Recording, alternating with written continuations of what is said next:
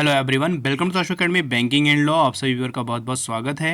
ये video related है Punjab and Sindh bank के इंटरव्यू से और बैंक ऑफ महाराष्ट्र के इंटरव्यू से, जिसका जो डेट है वो है 21 और 22। ठीक है, इन दो डेट में पंजाब एंड सिंध बैंक और बैंक ऑफ महाराष्ट्र का इंटरव्यू कंडक्ट होने जा रहा है, जिसमें आपके जो पोस्ट थे पंजाब एंड सिंध बैंक में लॉ ऑफिसर स्केल 2 और स्केल 3 के, और बैंक ऑफ महाराष्ट्र में सिर्फ लॉ ऑफिसर स्केल 2 के पोस्ट का इंटरव्यू कंडक्ट हो रहा है। तो बैंक ऑफ महाराष्ट्र का कब हो रहा है? 22 दिसंबर को हो रहा है।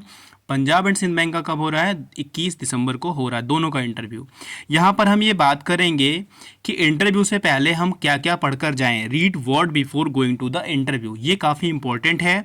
देखिए, बैंक का जो वर्क है वो जितने भी बैंकिंग लॉज हैं, ठीक है, उन पे उनका पूरा कमांड है, वही वो पूरा वर्क करते हैं और आपको भी वही वर्क करना है जाकर। तो आपको इतना पता होना चाहिए कि बैंक क्या काम करती है। ठीक है, बैंक क्या काम करती है, बैंक किन एक्टों पे काम करती है, वो हम इसमें कुछ बेसिक से आपसे डिस्कस कर रहे हैं, कुछ बेसिक चीज़ें आपसे डिस्कस कर रहे हैं जिनको आपको पता होनी चाहिए। इंटरव्यू देने से पहले आपको ये सब चीज़ों के बारे में पता होना चाहिए। जो एक्टिव प्रैक्टिस कर रहे हैं उनको तो कोई बात नहीं है, वो अपना जो भी वर्क कर रहे हैं वो बिल्कुल अच्छे से प्रेजेंट कर लेंगे। लेकिन जो प्रिपरेशन कर रहे हैं, सिर्फ उनका एनरोलमेंट था, वो कोर्ट नहीं गए हैं, उन्होंने प्रैक्टिस नहीं करी है, तो वो इन सब चीज़ों को एक बेसिक तरीके से काफ़ी अच्छे से वो उनको नॉलेज गेन कर लेंगे। तो इस वीडियो में आगे हम बात करेंगे आपको क्या क्या चीज़ों पर फोकस करनी है और किन किन चीज़ों के बारे में आपको पढ़ना है। तो चलिए इस वीडियो को शुरू करते हैं। अगर वीडियो आपको पसंद आएगा तो प्लीज़ लाइक शेयर सब्सक्राइब जरूर कर दीजिएगा। चलिए शुरू करते हैं वीडियो। तो आगे के वीडियो में जो हम एक्ट आपको बता रहे हैं उसके साथ साथ आप लोग सीपीसी और कंपनी लॉ को भी ऐड कर लीजिएगा। कंपनी लॉ के कुछ चीज़ें हैं जो आपसे पूछी जाएंगी और सीपीसी का जो प्रोसीजर है वो भी आपसे पूछा जाएगा, क्योंकि अगर आप बताते हो कि मैं सिविल नेचर में प्रैक्टिस करता हूँ, सिविल नेचर के सारे केसेस को देखता हूँ, तो वहाँ पर भी आपसे क्वेश्चन पुटअप किए जाएंगे। बाकी जो मैंने आगे डिस्कस किए हैं वो सारे इंपॉर्टेंट हैं, वो सिर्फ बेसिक हैं। यहाँ पर इस वीडियो से आप अपना बेस एक अच्छे से प्रिपेयर कर सकते हैं।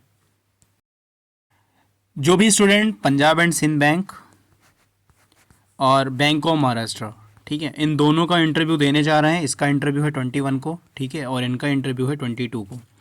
तो जो भी इंटरव्यू देने जा रहे हैं वो इन चीज़ों का काफ़ी ध्यान रख लें, क्या क्या उनके लिए ज़रूरी है। पंजाब एंड सिंध बैंक का इंटरव्यू जो है वो वीडियो कॉन्फ्रेंसिंग से हो रहा है, और बैंक ऑफ महाराष्ट्र का इनके जो जोनल ऑफिस है, ठीक है, बांद्रा मुंबई में, वो यहाँ पर हो रहा है। ठीक है, तो ये ऑफलाइन इंटरव्यू हो रहा है, प्रेजेंट आपको वहाँ पर होना पड़ेगा। देखो, बहुत सारे स्टूडेंट हैं जो एक्टिव प्रैक्टिस करते हैं, ठीक है, एक्टिव प्रैक्टिस होती है उनकी, और बहुत सारे स्टूडेंट हैं जिनकी प्रैक्टिस जो है एक्टिव नहीं है, मतलब वो प्रिपरेशन करते हैं, प्रैक्टिस नहीं करते हैं, बट वो बार काउंसिल ऑफ इंडिया में या बार काउंसिल ऑफ स्टेट में इनरोल्ड उनका होता है, ठीक है, इनरोलमेंट उनका होता है, बट वो प्रैक्टिस नहीं करते हैं। मतलब जो एक प्रैक्टिकल नॉलेज, कोर नॉलेज होती है ना, वो उनको नहीं पता होती है, और बुकिस नॉलेज भी कम पता होती, क्योंकि अधिकतर जो स्टूडेंट है वो जुडिशरी प्रिपरेशन करते हैं, जुडिशरी देते हैं, बैंकिंग लॉज उनको कम आती है, इसलिए ये सारी चीज़ें उनको पता नहीं हो पाती है, और पेपर देते हैं, पेपर क्लियर हो जाता है, उसके बाद वो इंटरव्यू के लिए अब कैसे प्रिपरेशन करें, कैसे अपनी तैयारी करें। तो सबसे पहले आपको क्या करना है, अपना एक इंट्रोडक्शन, बहुत प्यारा सा, सुंदर सा, एक ऑथेंटिक आपको अपना इंट्रोडक्शन प्रिपेयर करना है। उस इंट्रोडक्शन में आप जो कुछ भी बता रहे हैं उसके साथ ही साथ अपना एक्सपीरियंस आप ज़रूर शेयर करेंगे, आपकी 5 ईयर्स, 6 ईयर, 7 ईयर, 8 ईयर जो भी एक्सपीरियंस आपकी है, और उन 7-8 ईयर में आपने क्या क्या किया है ये आपको वहाँ पर बताना होगा। अगर आप सिर्फ ये बताते हैं कि मेरी जो है प्रैक्टिस इस डेट से लेकर और यहाँ तक की मेरी है 7 to 8 ईयर, अगर इसको एक्सप्लेन नहीं करते हैं कि आप क्या वर्क किए हैं, क्या वर्क कर रहे हैं, तो इंटरव्यू बोर्ड जो है, इंटरव्यूअर जो है आपसे ज़रूर पूछेंगे कि ये 7-8 सालों में, यानी 7 to 8 ईयर में या 5 to 6 ईयर में आपने क्या क्या काम किया है, और ये आपको बताना मैंडेटरी है। तो यहाँ पर अगर आप क्रिमिनल का काम कर रहे हैं या आप सिविल नेचर का काम कर रहे हैं, कोई भी काम कर रहे हैं, तो आप अगर एक्टिव प्रैक्टिशनर हैं या एक्टिव एडवोकेट हैं, तो आप जो वर्क कर रहे हैं वो ज़रूर प्रेजेंट करिएगा, वो आपके लिए सफिशियंट है। उनके साथ साथ कुछ एक्ट जो हैं बैंकिंग लॉज के, कुछ रिकवरी लॉज के, वो आपको एक्ट को गो थ्रू करना होगा, एक्ट की नॉलेज आपको लेनी पड़ेगी, क्योंकि वो आपसे इन एक्टों से क्वेश्चन ज़रूर पूछेंगे। यहाँ पर पहले हम बात कर लें जो एक्टिव प्रैक्टिस करते हैं, जो एक्टिव एडवोकेट हैं, उनका जो भी फील्ड है 5 to 6 ईयर का, अगर वो एक्टिव प्रैक्टिशनर हैं तो वो अपनी जो भी काम किए हैं वो पूरी चीज़ें बताएंगे। यहाँ पर कुछ एक्ट लिखे हुए हैं, इन एक्ट के बारे में उनकी नॉलेज होनी चाहिए, तो उनका इंटरव्यू काफ़ी बढ़िया होगा और काफ़ी अच्छा जाएगा।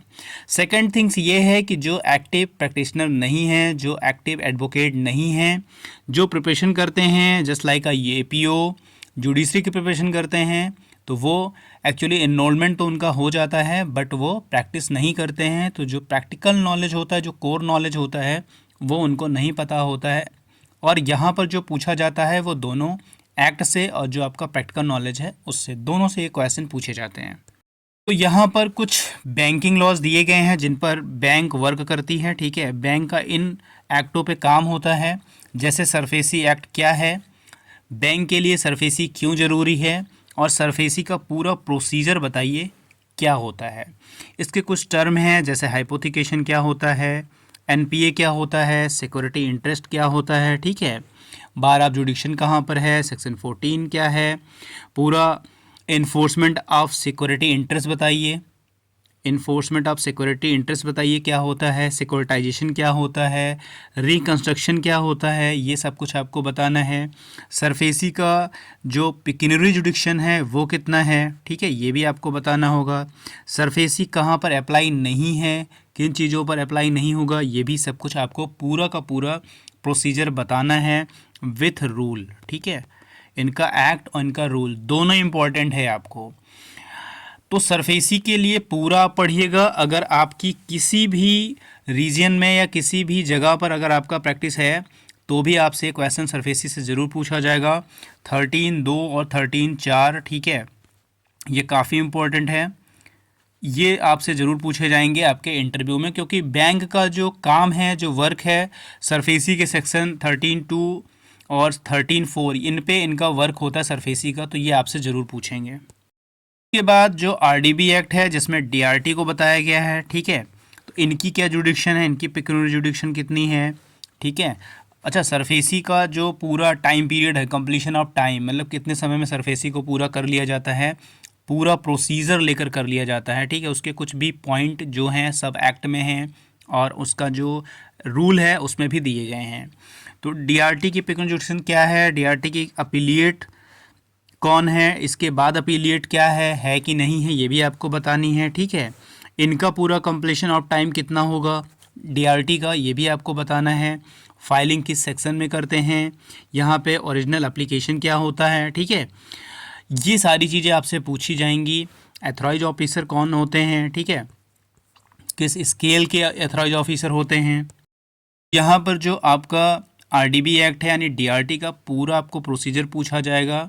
जिस स्टेट से बिलोंग करते हैं वहाँ पर कितनी DRT है ये आपको बतानी है, क्या वहाँ पे DRT की अपीलिएट DRT है या नहीं है, पूरे ऑल इंडिया में कितनी DRT है, कितनी DRT है, ये भी आपको पूछा जा सकता है। थर्ड नंबर पे जो एक्ट है IBC है, इंसॉल्वेंसी एंड बैंकरप्सी कोड है। इसका क्या पूरा प्रोसीजर है, कौन कौन इसमें एप्लीकेशन दे सकता है, इसका पिक्यूनियरी जुडिक्शन कितना है, टोटल इनका कंप्लीशन ऑफ टाइम कितना है, कब तक पूरा हो जाएगा, ठीक है। IRP क्या होता है, RP क्या होता है, ठीक है, और ये IBC है क्या, इसको कोड क्यों कहते हैं, ठीक है। ये सारे प्रश्न यहाँ से पूछे जाएंगे। जो इनका फर्स्ट पार्ट है उसका एजुकेटिंग अथॉरिटी कौन है, कितनी एजुकेटिंग अथॉरिटी हैं, NCLT क्या होता है, NCLT की जो अपीलिएट है उसका क्या नाम है, क्या NCLT के ऊपर भी आप अपील कर सकते हो। तो ये जितनी भी बेसिक्स और जितना भी इसका पूरा मेन कोर्स है, ठीक है, ये IBC का पूरा प्रोसीजर आपको आना ही आना है, आपको पढ़ना ही है, ठीक है। जैसे उसमें FC अप्लाई कर सकता है, ठीक है, OC अप्लाई कर सकता है, CD अप्लाई कर सकता है, ठीक है। तो OC क्या होता है, ऑपरेशन क्रेडिटर कौन होते हैं, मोराटोरियम पीरियड क्या होता है, ठीक है, ये सारी चीज़ें आपसे वहाँ पर पूछी जाएंगी। उसके बाद जो फोर्थ नंबर पर एक्ट है NI act, negotiable instrument act, तो 138 इसमें काफ़ी इंपॉर्टेंट है, इसका पूरा प्रोसीजर आपको आना चाहिए। इन जो उसके बाद सिविल सूट आप फाइल करोगे इसका पूरा प्रोसीजर आना चाहिए। जो इसमें अमेंडमेंट हुए हैं अभी लेटेस्ट 20% जो इंटरिम कंपनसेशन दिया जाएगा, ठीक है, वो भी इम्पॉर्टेंट है, कौन से सेक्शन ऐड किए गए हैं ये भी इम्पॉर्टेंट है। साथ ही साथ NI में जैसे होल्डर क्या होता है, होल्डर इन ड्यू कोर्स क्या होता है, ठीक है, पेमेंट इन ड्यू कोर्स क्या होता है, ये सारी चीज़ें, चेक क्या होता है, ठीक है, ये सारी चीज़ें बतानी है आपको। उसके साथ ही साथ जो भी और भी टर्म है इसमें, ठीक है, निगोशिएशन क्या होता है, नोटिंग क्या होता है, प्रोटेस्ट क्या होता है, ठीक है, ये भी चीज़ें आपको पता होनी चाहिए। साथ ही साथ सेक्शन 118 यानी 118, ठीक है, जो कंपनसेशन के बारे में होता है, और जो डिमांड ड्राफ्ट की बात करता है, ठीक है, वो सेक्शन। और इसमें एक चीज़ जो लाइबिलिटी की है, जो बैंकर्स लाइबिलिटी है, ठीक है, उनका सेक्शन, बैंकर लाइबिलिटी के बारे में आपको पता होना चाहिए। तो एनआई एक्ट का पूरा एक प्रोसीजर आपको पता होना चाहिए।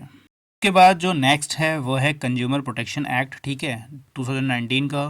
तो सबसे पहले अगर आपसे पूछा जाए कि जो हमारा इससे पहले का एक्ट था, ठीक है, वो हटाया क्यों गया, वो पूरा का पूरा रिपील क्यों ख़त्म क्यों कर दिया गया, ये पहले आपको प्रिपेयर होना चाहिए। 2019 वाले एक्ट में जो पुराना एक्ट था उनमें से इसमें क्या क्या न्यू चीज़ें ऐड की गई हैं, ठीक है, ये भी चीज़ें आपको पता होना चाहिए। और साथ ही साथ कंज्यूमर का जो है पूरा प्रोसीजर क्या है, यानी कितने रिड्रेशल हैं, कितने इसमें ट्रिब्यूनल हैं, ये आपको पता होना चाहिए। डिस्ट्रिक्ट लेवल पर कौन से ट्रिब्यूनल हैं, स्टेट लेवल पे कौन से ट्रिब्यूनल हैं, और नेशनल लेवल पे कौन से ट्रिब्यूनल हैं, इनकी पिक्यूलियर जुडिक्शन, इनका लिमिटेशन पीरियड, ठीक है, इनकी प्रोसीजर, इनकी सेक्शन फाइलिंग, ठीक है, किस सेक्शन में आप फाइल करते हो, मिसलीडिंग एडवर्टीजमेंट क्या होता है, ठीक है, कंप्लेंट क्या होता है, कंप्लेनांट क्या होते हैं, कंज्यूमर कौन होते हैं, ठीक है, ये सारी चीज़ें आपको पता होनी चाहिए। अच्छा, जो मिसलीडिंग एडवर्टीज़मेंट के लिए है, ठीक है, उसका क्या पनिशमेंट है, ये सारी चीज़ें। इसमें सीसीपीए बनाया गया है, ठीक है, और सीसीपीसी भी बनाई गई है इसमें। ये क्या है, इनका क्या वर्क होता है, इनके जो मेंबर होते हैं, उनका मतलब क्या टेन्योर होता है, और जो कोर्ट होती है डिस्ट्रिक्ट लेवल पर कितने जज बैठते हैं, यहाँ पर स्टेट लेवल में कितने बैठते हैं, नेशनल कमीशन में कितने बैठते हैं, ये सारी चीज़ें आपको पता होनी चाहिए। नेशनल कमीशन के बाद क्या अपील है कहीं पर, अगर अपील है तो कहाँ पर होती है, ये भी आपको पता होना चाहिए।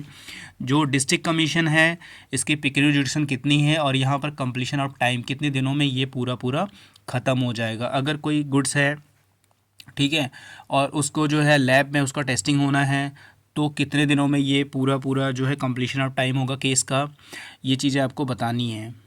और एक पूछते हैं क्या बैंक जो है कंज्यूमर एक्ट के डोमेन में आता है, ठीक है, तो ये भी आपको वहाँ पर बताना होगा कि हाँ आता है, ठीक है। तो ये सारी चीज़ें हो गई, इनका भी पूरा प्रोसीजर आपको पता होना चाहिए। उसके बाद है आपका ट्रांसफ़र प्रॉपर्टी एक्ट। तो इसमें जो भी टर्म है इंपॉर्टेंट आपको पूरा का पूरा पता होना चाहिए, ट्रांसफ़र क्या होता है, ठीक है, ये सारी चीज़ें आपको पता होनी चाहिए एक का प्रॉपर्टी एक्ट में। और इसमें जो है सेल क्या होता है, ठीक है, मॉर्टगेज क्या होता है, मॉर्टगेज के टाइप कौन से होते हैं, ये पूरा आपको पता होना चाहिए। बैंक जो है इनमें से कौन से मॉर्टगेज को प्रेफर करती है सबसे ज़्यादा, ठीक है, कौन से मॉर्टगेज को प्रेफर करती है, क्यों करती है। जब अगर आप कोई लोन लेने जाते हैं तो यहाँ पर जो LSR होता है, लीगल सर्च रिपोर्ट जिसको बोलते हैं, लीगल सर्च रिपोर्ट, जिसको टाइटल सर्च रिपोर्ट भी बोला जाता है, ठीक है। तो बैंक जो है ये 12 ईयर का सर्च रिपोर्ट या 30 ईयर का सर्च रिपोर्ट क्यों करवाती है, ठीक है, ये भी आपका पता होना चाहिए। लीज क्या होता है, ठीक है, गिफ्ट क्या होता है, ये भी आपको पता होना चाहिए। एक्शनेबल क्लेम क्या होता है, एक्सचेंज क्या होता है।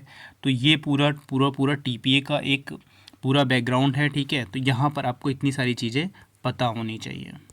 और जो नेक्स्ट है वो हमारा कॉन्ट्रैक्ट एक्ट। कॉन्ट्रैक्ट एक्ट में काफ़ी क्वेश्चन, कॉन्ट्रैक्ट क्या होता है, इसकी डिफिनीशन क्या है, एग्रीमेंट क्या होता है, ठीक है, एग्रीमेंट कॉन्ट्रैक्ट में क्या डिफरेंस है आप बताइए, कॉन्ट्रैक्ट ऑफ इंडेमनिटी और कॉन्ट्रैक्ट ऑफ गारंटी में क्या डिफरेंस है ये बताइए, बेलमेंट क्या होता है ये बताइए, ठीक है, प्लेज क्या होता है ये बताइए, ठीक है। जैसे मैंने सरफेसी में पूछा था हाइपोथिकेशन और प्लेज में डिफरेंस बताइए, ठीक है। बेलमेंट क्या होता है आपको ये भी पूरा पता होना चाहिए। हाइपोथिकेशन क्या होता है पूरा का पूरा पता होना चाहिए। ये जो डिफिनेशन है ना जो आपको बताना है, तो ये याद रखिएगा कौन सा इमूवेबल प्रॉपर्टी पे है और कौन सा मूवेबल प्रॉपर्टी पे है, ठीक है। अक्सर वहाँ बताने के चक्कर में लोगों को थोड़ी घबराहट या हेजिटेशन होती है, तो उसमें लोग मूवेबल प्रॉपर्टी की जगह इमूवेबल प्रॉपर्टी कर देते हैं और इमूवेबल प्रॉपर्टी की जगह मूवेबल प्रॉपर्टी, फिर उसके बाद तुरंत सॉरी बोलकर उसको सही करते हैं। तो इतना बेसिक क्लियर कर लीजिए इसको कि हाइपोथिकेशन किस प्रॉपर्टी पे होगा, प्लेस किस प्रॉपर्टी पे होगा, मॉर्टगेज मैंने आपको बताया किस प्रॉपर्टी पे होगा, बेलमेंट क्या होता है, ठीक है। ये सारी चीज़ें आपको यहाँ पर पता करनी होगी। लीन क्या होता है, ठीक है, लीन जिसको धारणाधिकार बोलते हैं, ये क्या होता है, कितने तरीके के होते हैं, एजेंट कौन होते हैं, सब एजेंट कौन होते हैं, बेलर बेली कौन होते हैं, ठीक है। तो ये सारी चीज़ें आपको यहाँ पर पूछी जाएंगी। और वाइड कॉन्ट्रैक्ट क्या होते हैं, वाइडेबल कॉन्ट्रैक्ट क्या होते हैं, ये भी सारी चीज़ें आपसे वहाँ पर पूछी जाएंगी। बाद कुछ जनरल चीज़ें हैं, जैसे बैंकिंग ओम्बुड्समैन क्या होता है, ठीक है, बैंकिंग ओम्बुड्समैन क्या होता है ये आपसे पूछा जाएगा। लोक अदालत के बारे में आपसे पूछा जाएगा, ये किस एक्ट के अकॉर्डिंग गवर्न होता है, ये आपसे पूछा जाएगा, ठीक है। इसकी बैंकिंग ओम्बुड्समैन की अपीलेट अथॉरिटी, इसका प्रोसीजर क्या होता है बैंकिंग ओम्बुड्समैन का, ये पूछा जाएगा। डेथ क्लेम का प्रोसीजर क्या होता है ये आपसे पूछा जाएगा, ठीक है। डेथ क्लेम जो होती है उसके बारे में प्रोसीजर, यहाँ पे क्वेश्चन पूछा जाता है कि डेथ क्लेम के मामले में अगर नॉमिनी पर्सन और लीगल हेयर, ठीक है, दोनों अगर आप वहाँ पे प्रेजेंट होते हैं तो बैंक किसको प्रेफरेंस देगी, तो बैंक यहाँ पर किसको देगी, आप मुझे कमेंट में करके ज़रूर बताइएगा। एक अभी बेसिक सा प्रश्न है जो कई बार पूछा गया है कि अगर आप बैंक में एक लॉकर लेते हैं, ठीक है, तो लॉकर लेने में बैंक और आपके बीच में क्या रिलेशन बनेगा, ये काफ़ी पेट है जो आपसे पूछा जाता है। उसके बाद क्लैटन रूल क्या होता है, गार्निशी ऑर्डर क्या होता है, ठीक है, अटैचमेंट ऑर्डर क्या होता है, ये भी सारी चीज़ें आपसे पूछी जाती हैं। लगभग इतनी चीज़ें जो हैं बैंकिंग में वर्क होता है जो बैंकिंग में, ठीक है। आरटीआई भी आपका है, आरटीआई भी इम्पोर्टेंट है। आरटीआई किस सेक्शन में फ़ाइल करोगे, क्या प्रोसीजर है पूरा आरटीआई का बताइए, कहाँ पर आरटीआई एप्लीकेबल नहीं है ये भी आपको बताना है। जितने भी एक्ट हैं उनका पिक्यूनरी जुडिक्शन, उनके लिमिटेशन पीरियड, ठीक है, ये सारी चीज़ें आपको पता होनी चाहिए। उसमें आप जो है मिक्सअप मत करिएगा, ठीक है, कि इनका पिक्यूनरी इतना है, गलत मत बताइएगा, लोक अदालत का कितना है, ये सारी चीज़ें उसमें आपसे पूछी जाती हैं। तो इतने पर आप अभी फ़िलहाल वर्क करिए। पंजाब एंड सिंध बैंक का इंटरव्यू जो देने जा रहे हैं या जो बैंक ऑफ महाराष्ट्र का इंटरव्यू देने जा रहे हैं 21 और 22 तारीख को, बेसिक से एक्ट हैं जहां से आपसे प्रश्न पूछा ही जाएगा। बाकी जो आपका कोर एरिया है प्रैक्टिस का, ठीक है, कोर एरिया जो आपका प्रैक्टिस का है उनसे आपसे क्वेश्चन पुटअप किए जाएंगे। बाकी आपके इंटरव्यू में 4 to 5 मेंबर हो सकते हैं, ठीक है, आपसे कुछ भी पूछा जा सकता है। आपने वहाँ अपने इंट्रोडक्शन में क्या बताया है उसी से रिलेटेड जो भी प्रश्न आपसे किए जाएंगे उन्हीं सब चीज़ों से आपसे प्रश्न पूछे जाएंगे। प्लस यहाँ पर अगर देखिए तो पंजाब एंड सिंध बैंक जो है, पंजाब एंड सिंध बैंक जो है या बैंक ऑफ महाराष्ट्र, इनका अपना इंडिविजुअल इंटरव्यू है, यानी यहाँ के लोग बैठकर अपना खुद का इंटरव्यू लेंगे और अपनी बैंक के लिए आपको हायर करेंगे।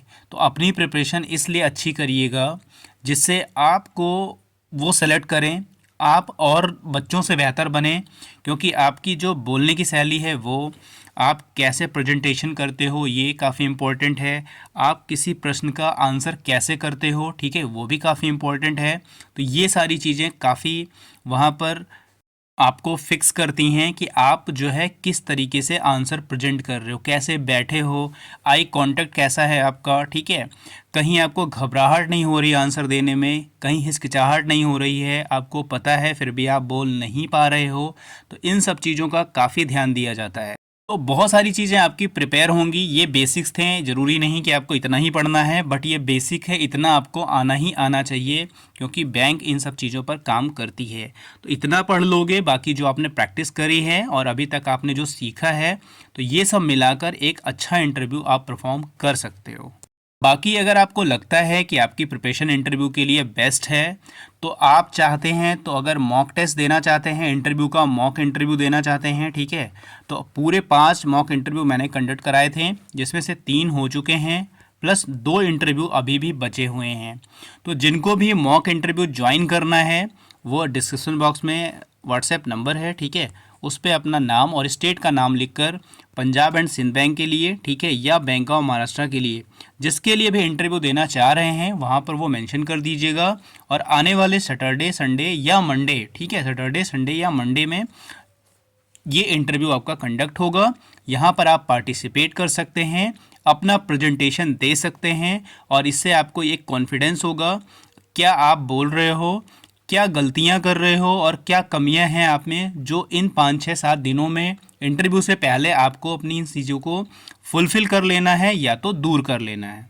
कोई भी चीज़ जब आप बेस्ट करना चाहते हैं तो उसकी प्रैक्टिस काफ़ी इंपॉर्टेंट होती है। जैसे अगर आप कोई एग्ज़ाम देने जा रहे हो तो उसकी प्रैक्टिस काफ़ी अनिवार्य होती है, काफ़ी नेसेसरी होती है। अगर कोई बच्चा प्रैक्टिस करके कोई एग्ज़ाम देता है उसके नंबर काफ़ी अच्छे आते हैं। ऐसे मॉक इंटरव्यू भी को है, अगर आप रियल इंटरव्यू देने जा रहे हैं तो मॉक इंटरव्यू ज़रूर दीजिएगा, जिससे काफ़ी इफ़ेक्ट होता है।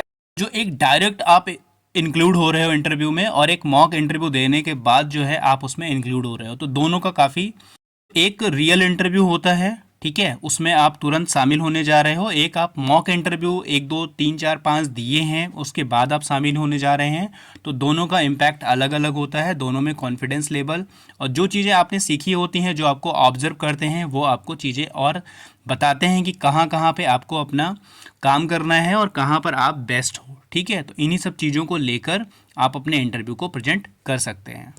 तो यहाँ पर हो गई आपकी जो बेसिक। एक और होता है कि विल क्या होता है और बिल और प्रोबेट में डिफरेंस क्या होता है, ठीक है, ये भी पूछा जाता है। प्रोबेट क्या होता है और बिल क्या होता है, ठीक है।